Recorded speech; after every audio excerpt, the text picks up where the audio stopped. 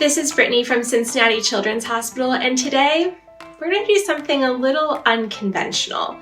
We are going to recreate intricate, novel, and expert-level operations out of, well, Play-Doh. Yeah, I know. It's a little bit confusing, but have you ever watched a surgical technique video and you weren't exactly sure what you were looking at amongst the 50 shades of tan? And then, just when you're getting caught up and you're getting oriented, the view changes. And then, you're looking at the next steps of the operation. You don't know where you are again. Brutal. So today, we're gonna try this out. Plus, when you watch me flounder with my operating ability, I can just blame it on the Play-Doh, and that feels kind of like a win-win. All right, let's get started. This is a procedure performed by the Pediatric Otolaryngology Department at Cincinnati Children's Hospital Medical Center. It was presented by Cynthia Wang, Kim Caspi, Carol Lee, Sherry Torres-Silver, Michael Rutter, and Charles Meyer. This was performed on a 6-year-old patient who was noted to have a pulsatile area of granulomatous change in her trachea. Ooh, pulsatile, that sounds not good. With pulsation visualized through the anterior tracheal wall, they continued an appropriate workup and identified a high-riding innominate artery that caused compression on the trachea. All right, so let's get our model ready here. Okay, so it looks like we need to make a transverse incision, our landmarks being sternal notch or prior tracheostomy. Okay. All right, first step, done. Woo! Okay, so next we're gonna open this up. Okay, so first step here, we're going to split the raphe. All right, using cautery by the airway. Hope we discussed the fire risk in the timeout, so that feels good. Okay, we got that exposed there. All right, so anatomy time. Probably help if I oriented my model to match the picture, that would be good. Okay. All right, so here we go. So now we want to remove the attachments, okay? So here comes the sternum up. Okay, looks, oh my gosh. Kids are crazy, man. That thymus is right on the innominate. Okay, I wish I had a Play-Doh kittener. Oh, cotton ball, okay, that will be perfect. All right, so let's get this off here.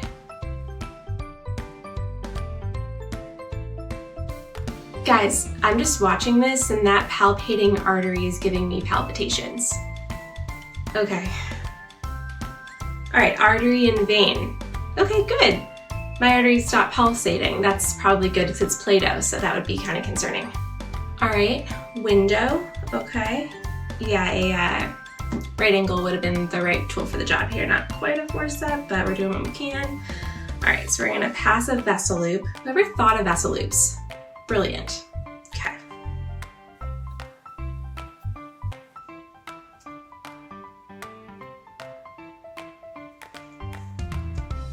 Okay, so we're gonna try and tunnel the thymus. Okay, so the artery I'm gonna lift up here, and then I'm gonna push the thymus. I'm gonna pull the thymus.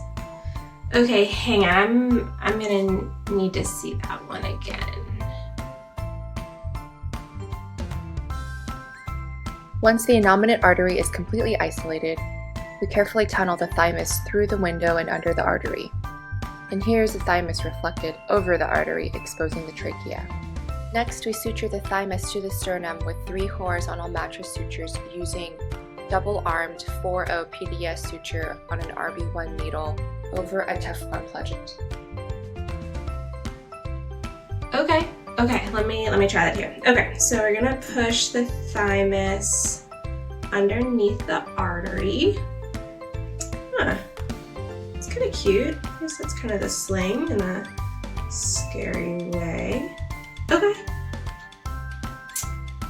All right, so yeah, I see. Okay, so we're gonna fold the thymus over.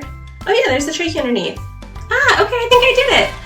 All right, cool. So then we're going to put our pledgets. Let me just make those right here, simulated with this gauze. Okay. Okay, so we'll make the pledgets here and we'll push the thymus back.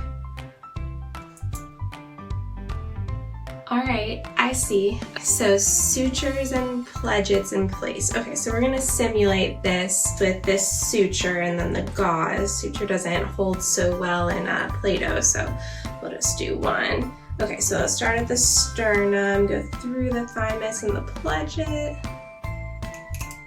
Okay. Oh, yeah, that kind of makes sense. Now it's the innominate is slinging inside the thymus. That's the sling, guys, that's the sling. So the innominate slings inside the thymus and it keeps everything off the trachea. Okay, great.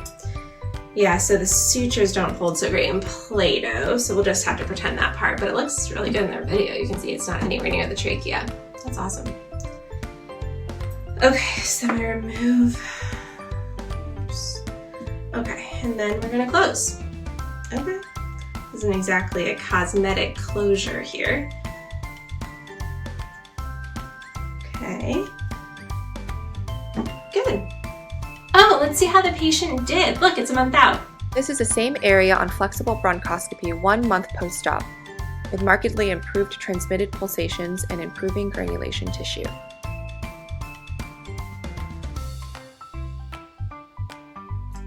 Wow, that's really cool. Thanks for tuning in for our Anatomation. Remember, knowledge should be free. 4 meetings in one. The quad conference is actually 4 different conferences combined over 5 days. And then after that, we're even gonna have an airway dissection day and a flexible bronchoscopy day that you don't wanna miss. So register today for the quad conference. It's going to be October 10th to the 14th in Cincinnati. Follow the link below for not only more information, but also the link to register for the event. I'll see you there.